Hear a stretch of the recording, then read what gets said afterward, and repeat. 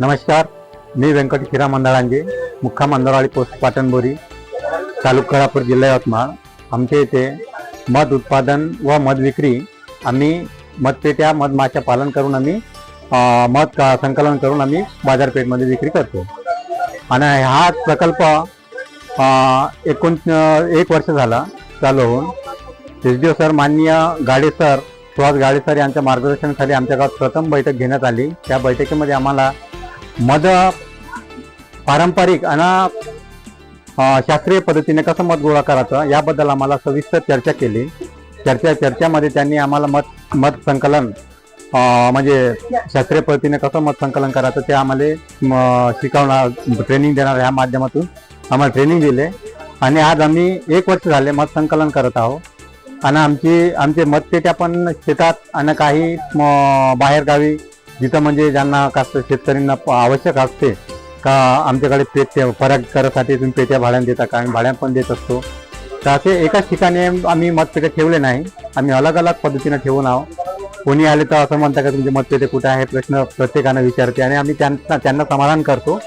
आमच्याकडे मधपेटे असले जवळपास असले दाखवतो आणि बाकीचे आहेत ते पण दाखवू शकतो. कोणी म्हटलं का तुमचे मधपेटे इतर मधपेटे कुठे आहे ते आम्ही सांगू शकतो. आमचा ग्रुप कसा ट्रेनिंग घेतले, जे ट्रेनिंग मधले आहे सातेरीमध्ये ट्रेनिंग घेतले 25 लोक आणि जे आग्यावर काम करणार ते 35 लोक. आम्ही 1 वर्ष झाला. आमचा उलाढाल 4 लाखात झाला मागच्या 1 वर्षामध्ये.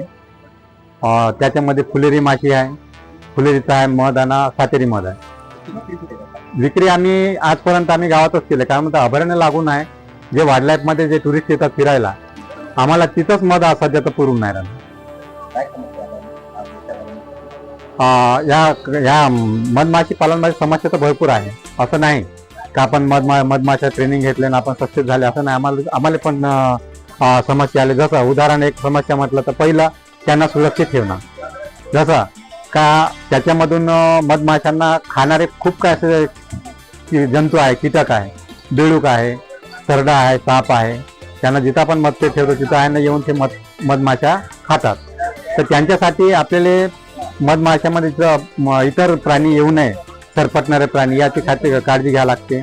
आणि मुंग्या आणि माकोडे हे पण पेटीमध्ये गेले नाही. पण कारण म्हटलं तर जे जर पेट्या मधपेट्यामध्ये गेले तर राणी माशी निष्ठर झाली तर ते वसा सोडून जाऊ शकते. याची आम्ही पहिला जबाबदारी घेतो.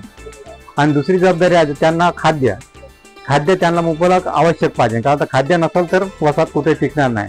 उदाहरण जर पकडलं तर आपण मानव सुद्धा जगण्यासाठी खाणं आणि राहणं हे 2 मुख्य आवश्यक असे ते घटक आहे. आणि राहण्यासाठी घर पाहिजे तर राहण्यासाठी आम्ही मधपेट्या आहे आणि मधपेट्या आहे त्यांना. आणि खाण्यासाठी म्हणतात फुलराची आवश्यकता आहे. रासायनिक फवारणीचा खूप परिणाम आहे. तर रासायनिक फवारणीमध्ये खूप माशा मेले. आमचे पण चुका झाले, आमचे पण मधमाशा मेले.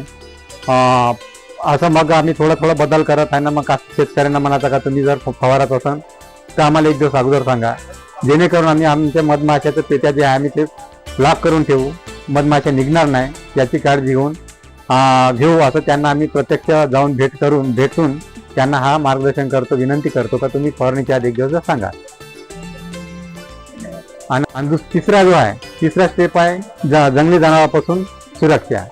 आमचे मधपेटे जंगली जनावर सुरक्षा करासाठी आहे ना आम्ही गावात ठेवले.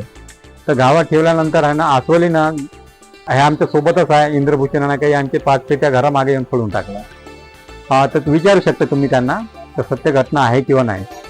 घरामागे फोडले. आम्ही हे वन विभागाला माहिती दिली का बाबा आमचे नुकसान झाले. तर त्यांनी येऊन पाहणी केली, परंतु आजपर्यंत त्यांनी भरपाई वगैरे दिली नाही. आम्ही त्यांना विनंती केली का हे जरी गव्हर्नमेंटनं दिलं, सरकारनं दिलं असेल तरी पण ते आमची मालमत्ता आहे, याची भरपाई करावं असं त्यांना आम्ही विनंती केली. त्यांनी म्हटलं का आम्ही पुढील जे अधिकारी आहेत त्यांना आम्ही ह्या गोष्टी मुद्दा मांडून आम्ही त्यांची चर्चा करून तुम्हाला सांगेन असं त्यांनी. आम्हाला 10 दिवसात ट्रेनिंग झाला प्रॉपर गावात. 4 लाख रुपये उलाढाल झाला आणि ते पूर्ण गावातून, बाहेर विक्री करण्याची गरजच नाही.